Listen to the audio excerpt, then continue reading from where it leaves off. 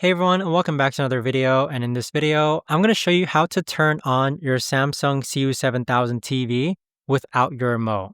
So this video is going to be particularly useful for individuals. Let's say that you want to go ahead and turn off or turn on your TV, but you don't have the remote.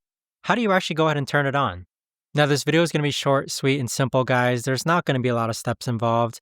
But in order to do this, what you're first going to do is that with your Samsung TV off, so if I actually go ahead and turn it off, the power button is actually going to be located right underneath the logo. So right underneath the logo here, if you can look very closely, there is a power button option right over here.